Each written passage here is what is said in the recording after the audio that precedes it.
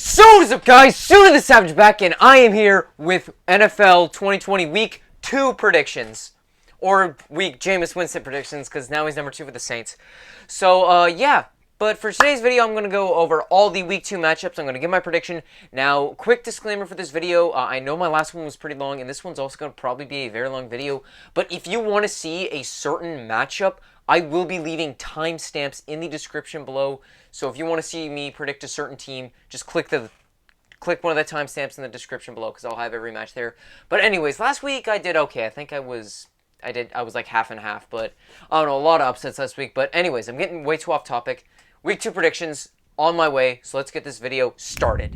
Alright, so we are starting off with our Thursday Night Football matchup between the Cincinnati Bengals and the Cleveland Browns. Starting off with the Bengals, last week they came off a 16-13 loss against the LA Chargers. So starting off, Joe Burrow did okay in his debut, threw for 193 yards, had no touchdowns, and he had a pick. And it was just, he tried to do like a shovel pass, did an awful job with it. But other than that, Joe Mixon only had 69 yards, had 69. Burrow did have 46 rushing yards and a touchdown, and yeah, that was basically it.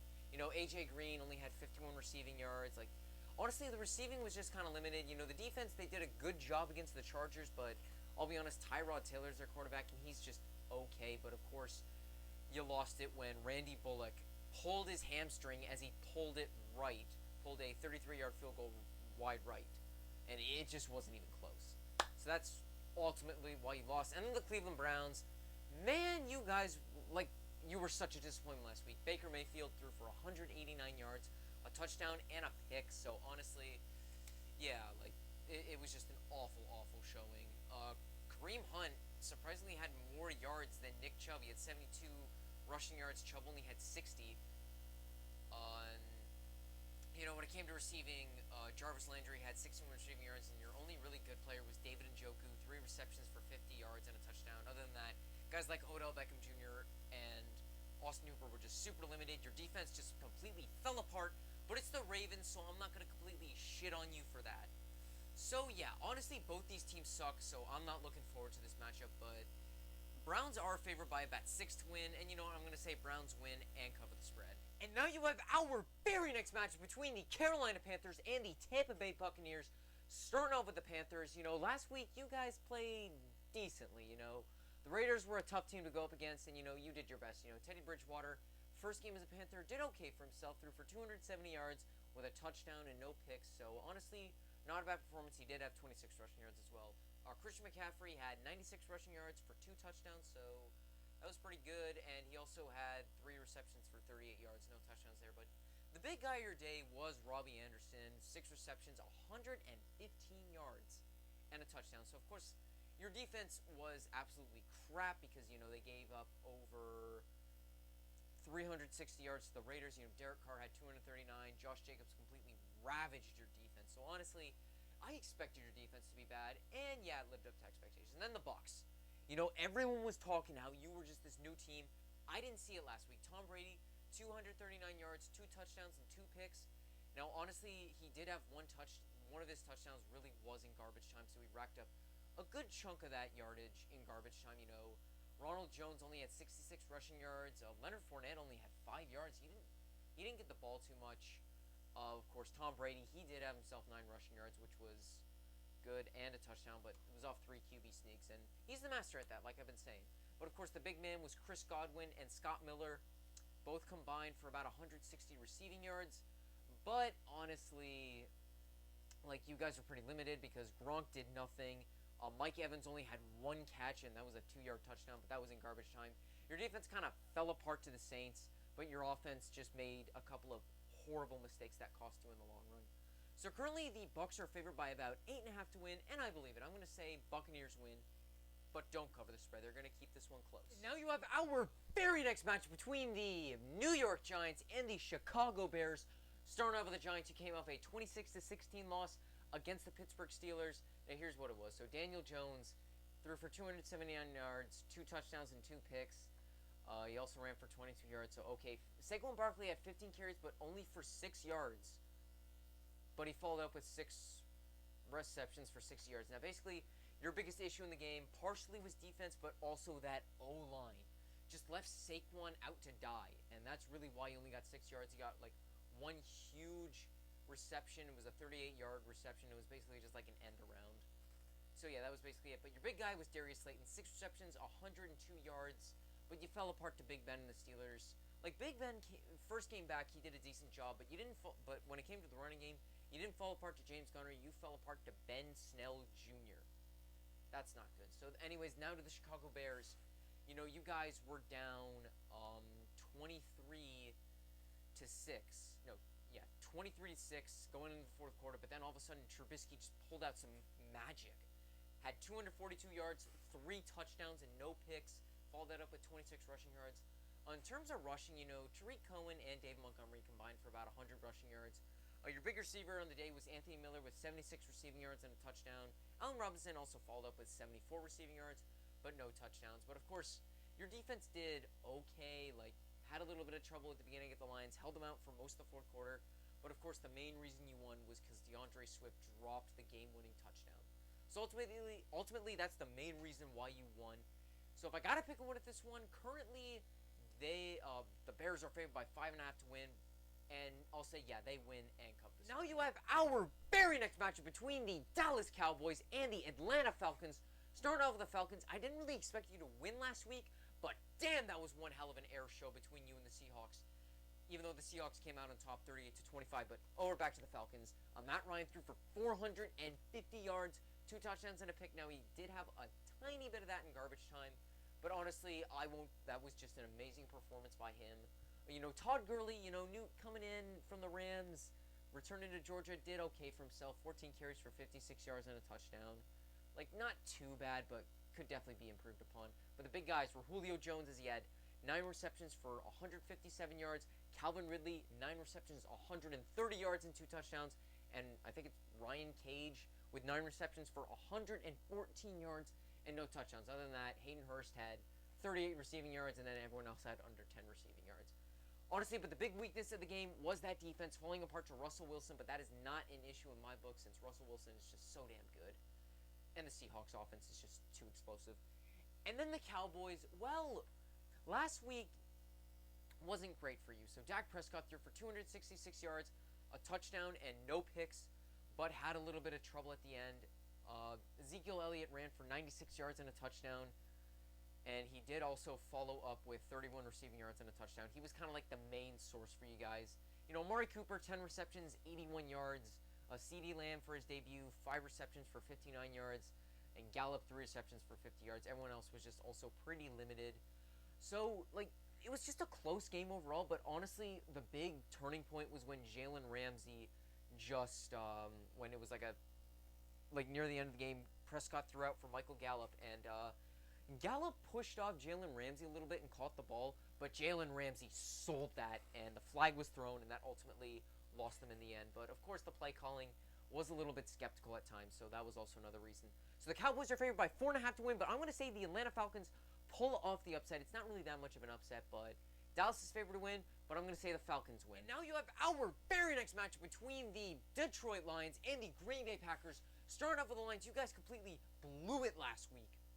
You were leading by 17 over the Chicago Bears going into the fourth quarter, and you blew it to Mitch Trubisky. Now, was this game coming back to form, or your defense completely sucking? I don't know, but it had to maybe, you know, Jamie Collins getting ejected for hitting a helmet, for hitting a ref, was definitely a part of that. But anyways, Matt Stafford threw for 297 yards, a touchdown, and a pick, so he did okay. But the big surprise was Adrian Peterson, as he had 93 rushing yards, so good on him. And in terms of receiving, it was kind of all over the board, except Danny Amendola had the most with 81 receiving yards, and then it was kind of split between T.J. Hawkinson, Marvin Jones, who both had about 55 receiving yards each, except T.J. Hawkinson had a touchdown. But other than that, the biggest part that cost you was your defense, Matt Patricia, and DeAndre Swift for dropping the game-winning touchdown. And then the Green Bay Packers, you know, last year you had that kind of narrative where you show up for one half but don't show up. Now, sure, you did give up 24 fourth quarter points and only won 43 to 34 against the Vikings, but you know what? You guys did do well, so I'm gonna let that slide. But no, you guys played well nonetheless. So Aaron Rodgers threw for 364 yards, 4 touchdowns, and no picks, just completely back to form. Aaron Jones ran for 66 yards and a touchdown, doing a very good job. But Devontae Adams was the big man with 156 receiving yards and 2 touchdowns. Then you had other guys like Marquez Valdez-Scantling with 96 receiving yards and a touchdown, and Alan Lazard with 63 receiving yards and a touchdown. Other than that, no receiver cracked over 22 yards because the next highest only had 21. Any weaknesses I saw with you guys last week? Sure, you guys let the Vikings go all over you in the fourth quarter. I mean, Adam really was just Adam Thielen, but it's garbage time, so I won't let that bother me too much because you guys still played an amazing game, especially Aaron Rodgers. So currently the Packers are favored by 6 to win. I say they win, but don't cover the spread. And now you have our very next match between the Minnesota Vikings and the Indianapolis Colts. Starting off with the Vikings, let's see. Kirk Cousins threw for 259 yards, 2 touchdowns, and a pick. Had a horrible first half, but followed up with a good second half, but did accumulate a lot of his yards in garbage time. But, he did okay. Dalvin Cook, they only let him run the ball 12 times, but he got 50 yards and a touchdown. Only had 1 reception for -2 yards. But other than that, Adam Thielen was like your only playmaker as he had 6 receptions for 110 yards and 2 touchdowns and a 2-point conversion. I only know that because he's on 2 of my fantasy teams and he kicks some ass. But other than that, no one got over 56 receiving yards on your team other than that. So honestly, if I got to find a weakness, your defense was just awful. Like your secondary just completely collapsed. The pass rush was okay, but no, it wasn't. Like, your defense was just completely awful last game. And then the Colts, what happened last week? You were facing the Jaguars. I was expecting them just completely suck, but you allowed Gardner Minshew to complete 19 for his 20 passes. He almost completed every pass. But anyways, back to it. Phillip Rivers threw for 363 yards, a touchdown, and 2 picks. Still showing that he still has that little bit of... the last time as a Charger bit where he just threw so many picks. Now, Nyheim Hines threw for 28 rushing yards and a touchdown, and Marlon Mackey tore his ACL, so that's not good. Jonathan Taylor and Nyheim Hines are going to have to carry that backload. Paris Campbell had 71 receiving yards. Jonathan Taylor, 67 receiving yards. T.Y. Hilton, 53 receiving yards, but Nyheim Hines had 8 receptions for 45 yards and a touchdown. So honestly, any issues with you? Well, yeah, your defense just completely fell apart to the Jaguars. They're supposed to be tanking for Trevor, and yet you still let them crush you, which is absolutely horrid. So, Colts are favored by 3 to win, but I'm going to say the Minnesota Vikings pull off the victory in this one. I'm going to say their defense comes back strong and wins the game. And now you have our very next match between the Buffalo Bills and the Miami Dolphins. Starting off with the Bills, you finally had a 300-yard passer. Josh Allen threw for 312 yards, 2 touchdowns, and no picks. He also ran for 57 yards and a touchdown. So, honestly, well done by him, but it was against the Jets. So, honestly, if you can beat up a good football team, then I'll believe in the Bills. I still think they're a great team, but that's when I'll really believe in Josh Allen. Singletary only had 30 rushing yards and only 23 receiving yards, Stephon Diggs had 8 receptions for 86 yards and no touchdowns. John Brown had 70 yards and a touchdown, and Cole Beasley had 58 yards. So, honestly, a good game played by you guys. Your defense did well against the Jets, even though, Josh Allen, he did fumble the ball 2 times and he lost them both, but that was definitely what aided the Jets, and they also scored probably a touchdown in garbage time. So, honestly, yeah, well done by the Bills. And then the Miami Dolphins, Fitzpatrick went back to his old ways as he threw for 182 yards, no touchdowns, and 3 picks. My God, he was just completely so off. And, it was kind of like what I expected him to, kind of go back to reality, even though I had them winning last week. Myles Gaskin ran for 40 yards, and they only ran for 87 yards, so he was a good majority of it, and the rest was split by Matt Breida, Jordan Howard, and Ryan Fitzpatrick. And your top receiver was Devontae Parker with 47 receiving yards. Then you had Preston Williams with 41, Mike Gesicki with 30, and yeah, that was pretty much it. So honestly, your defense did fall to Cam Newton, but he did a very good job against you guys, and you guys were just awful on offense, just blew so many opportunities. This game you guys could have won, but you didn't end up winning. So if I got to pick a win with this one, Bills are favored by 6, so I say yeah, they win and cover the spread. And now you have our very next match between the New York Jets and the San Francisco 49ers. Starting off with the Jets, you guys played the Bills last week, and I wasn't expecting too much out of you. And I was right. Sam Darnold threw for 215 yards, a touchdown, and a pick. Frank Gore was your top rusher as he had 64 rushing yards. Le'Veon Bell had only 14 rushing yards, but apparently he did get injured, so he's not going to be playing in the next game. And so in terms of receiving, Jamison Crowder was your big man as he had 7 receptions for 115 yards and a touchdown. And honestly, that was pretty much it. So anyways, on to the 49ers. You guys might be in some trouble because, Jimmy Garoppolo did a good job through for 259 yards and 2 touchdowns. But you guys did lose a couple of guys. You did lose George Kittle and you did lose Richard Sherman on defense. So that is just not a good thing to happen to you guys because, well, those are some of your bigger playmakers on the team and you want them there, and sadly they're not going to be there. But anyways, Jimmy Garoppolo threw for 259 yards and 2 touchdowns, so he did okay. Raheem Mostert ran for 56 yards, but also had 95 receiving yards and a touchdown, so he did a good job. And in terms of other receivers, no one really produced because they don't really have that good number one receiver right now because it was Deebo Samuel or Emmanuel Sanders, but they don't have either of them. Kittle is going to be missing time, so that hurts them. But Jerick McKinnon is back, and he hasn't played a football game in at least over 2 years, so there's that. But other than that, your defense just completely fell apart to DeAndre Hopkins and the Cardinals. But that's not too bad because they're a very good team, but unfortunately you were just unable to win it on the final drive. So if I got to pick a win for this one, 49ers are favored to win this one, I think by 6. So I say they win and cover the spread. And now you have our very next match between the Tennessee Titans and the Jacksonville Jaguars. Starting off with the Titans, you guys did a decent job last week.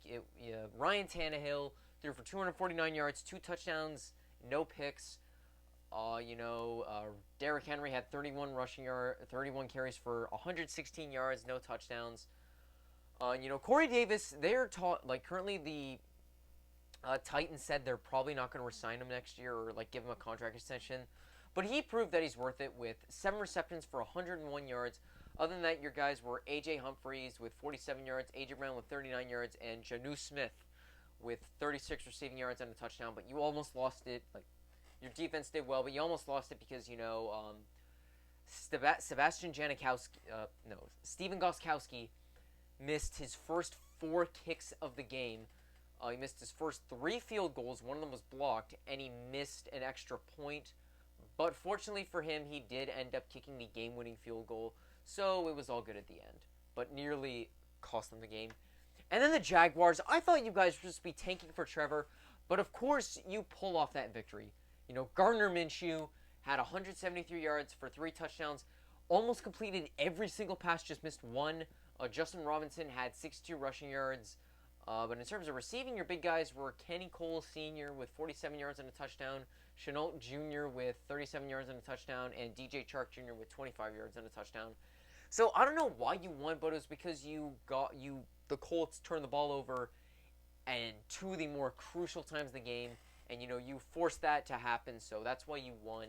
It wasn't a very good victory, but you won anyway. So I think the Titans are favored by about 8 to win, and I'm going to say they win and cover the spread. Titans. And now you have our very next match between the LA Rams and the Philadelphia Eagles. Starting off with the Rams, you guys were barely able to come off a Sunday Night Football victory in your new stadium.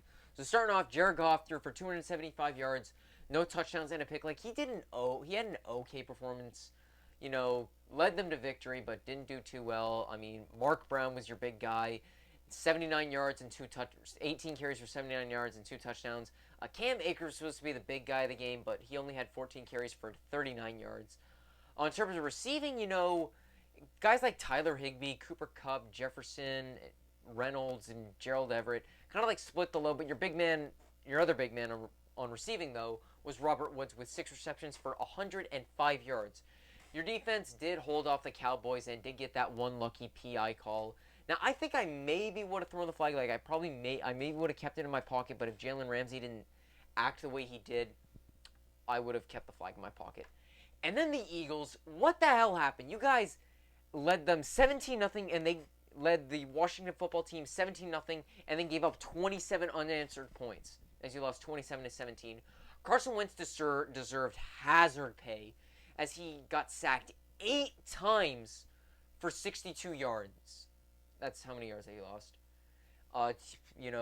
He threw for 2 touchdowns and 2 picks. You were without Miles Sanders, so Boston Scott only mustered up 35 rushing yards. In terms of receiving, you had Dallas Goedert, who was your man.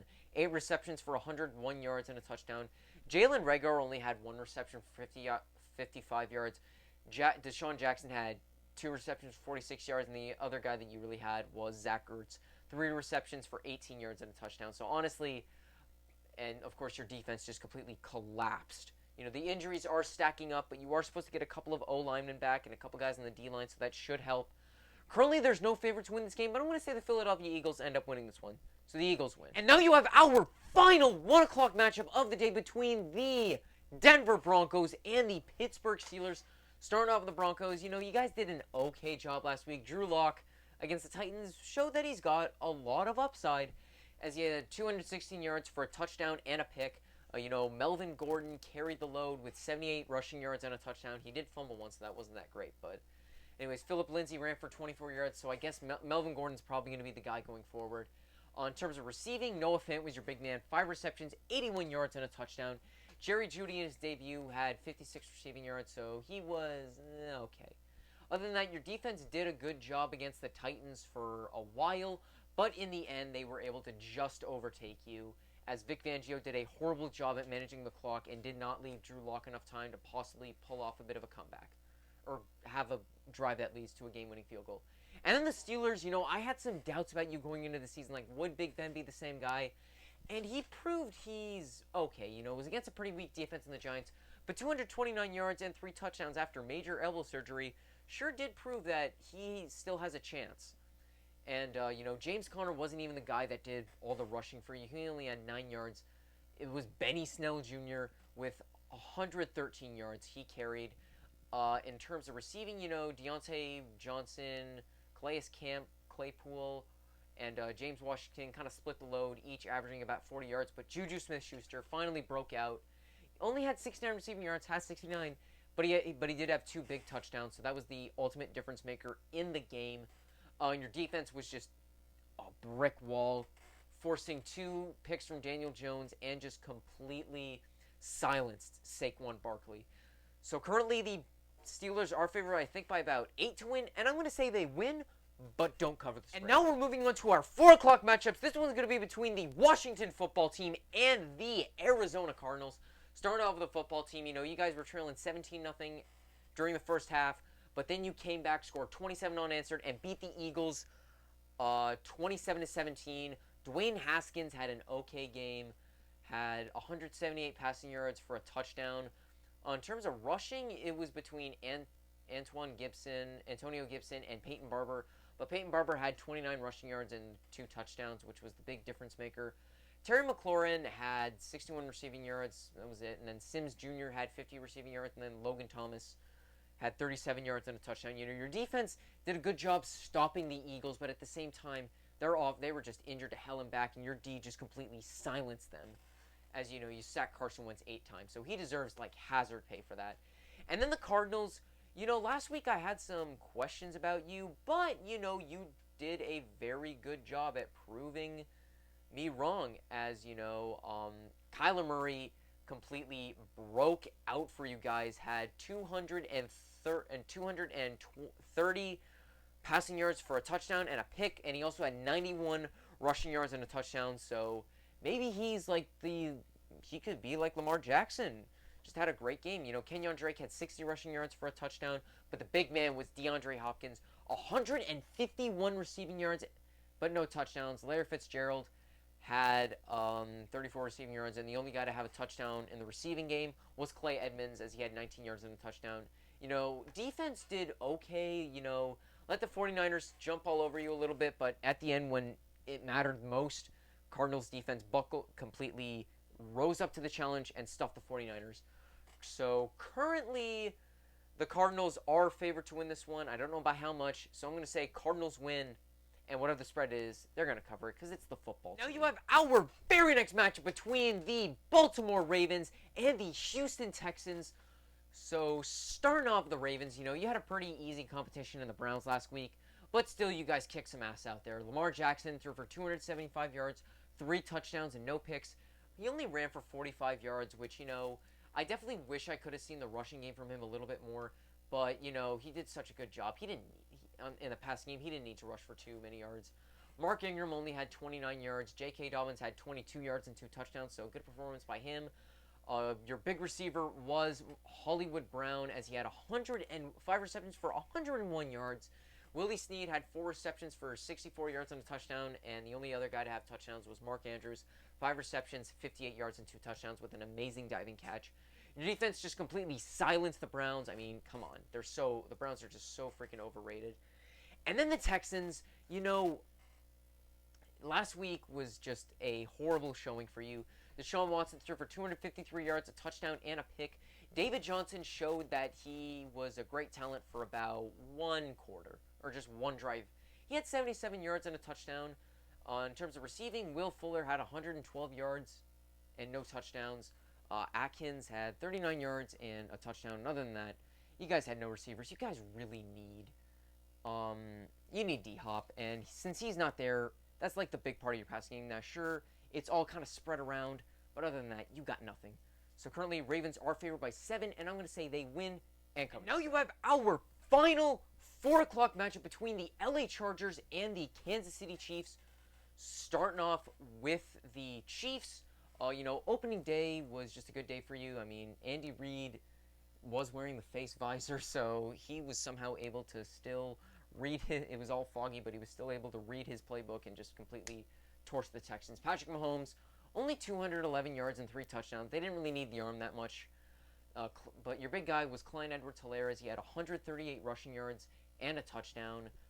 In terms of receiving, the big man was Sammy Watkins, 82 receiving yards and a touchdown.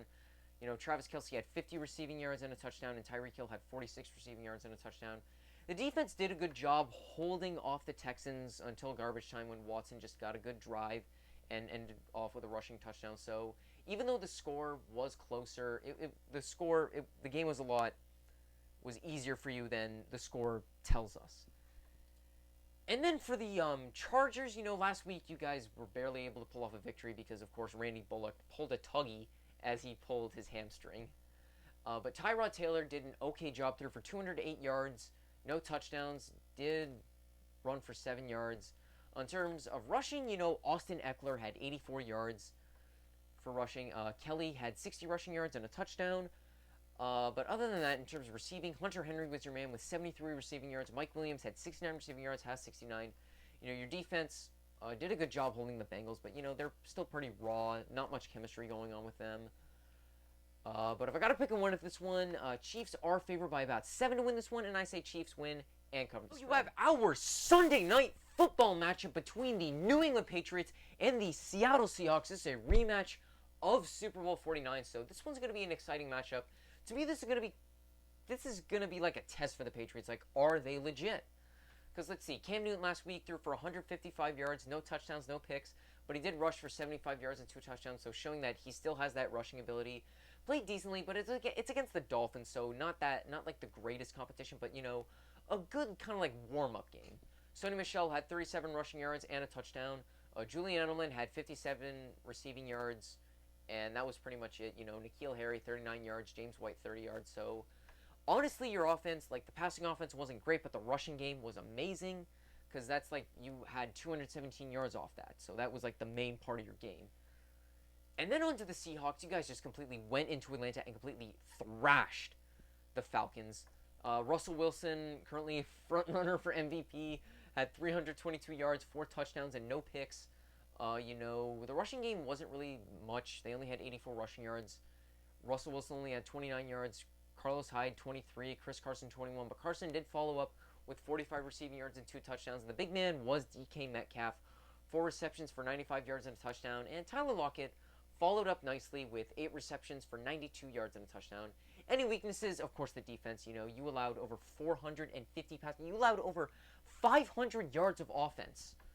but still pulled out the victory, mainly because, the Falcons did pull off a good part of that in garbage time, but, you guys did a good job nonetheless. So currently, the Seahawks are favored by 4 to win, and I'm going to say they win, but don't cover the spread. I'm saying they only win by 3. Now you have our final matchup of the week, and it is the very first game in Las Vegas between the New Orleans Saints and the Las Vegas Raiders. Starting off with the Saints, oh my god. The fact that we were able just to stun the Bucs, I mean, it was a lot less stun the Bucs and stun everyone who thought the Bucs would be good. Now, starting off, Drew Brees threw for 160 yards and 2 touchdowns, so obviously it wasn't exactly his best performance, but, first game of the season, so a little bit of a struggle. It wasn't that great. So, Latavius Murray ran for 48 yards. Alvin Kamara only had 16 rushing yards, but he did follow up with 51 receiving yards, and he had 2 total touchdowns. Almost had 3, but his foot was out of bounds before he could break the plane in the fourth quarter with like 20 seconds left. So, anyways. Jared Cook did have 5 receptions for 80 yards and no touchdowns, so he was the big man of the game. Other than that, no one else had over 20 receiving yards. But the biggest issue for the next game is that we will be without Michael Thomas for several weeks, because he did suffer a high ankle sprain. So my guess is he's going to be out until week 7, because week 6 is our bye week. So I'm just going to say we rest him, and then week 7 he's going to come back and play for us. And also, if we want to win, Saints, just stop taking so many PIs. If we didn't take so many PIs, the score would not have been 34-23. It probably would have been maybe 34-14. It would have been a lot lower. And then the Raiders, I can't tell about how well you guys played last week. I mean, you did play against the Panthers, and they did have a pretty weak defense, so this is going to be an interesting game. So Derek Carr threw for 239 yards, a touchdown, and no picks. Josh Jacobs ran for 93 yards and 3 touchdowns, so he just completely ravaged the Panthers defense, or what's left of it. I mean, with no Luke Kuechly, that's an issue. So then you got big receiver was Henry Ruggs, only had 55 receiving yards. Josh Jacobs had 46. Darren Waller only had 45 yards. Nelson Aguilar was the only one with a receiving touchdown. 1 reception for 23 yards and a touchdown. Only 1 target, so no drops. So I guess that's a positive for him. But anyways, any weaknesses? Of course, that secondary fell apart to the Panthers for most of the game. But you guys did rebound nicely in the fourth quarter. So yeah, it was a good game played by you guys, and you just made that one clutch defensive play at the end. So if I got to pick a winner for this one, of course I'm going with the Saints. No matter how much we're favored by. I think we're favored by 4, so I say we win and cover the spread. And that is going to wrap up my video for today. Thank you guys all so much for watching. If you want to see Week 1 predictions, link to that will be in the description below. If you want to see my recap of the Buccaneers Saints game last week, link to that will be in the description below. Make sure you like this video, subscribe to my channel, comment down below give me your predictions for this week. Who you think's going to win, who you think's going to lose, big upset of the week, and yeah, that's pretty much it for the comments. And also comment down below what else you want to see. Make sure to follow me on Instagram, Snapchat, and TikTok @SudaTheSavage. Thank you all for watching. Have a great day. Who Dat Nation is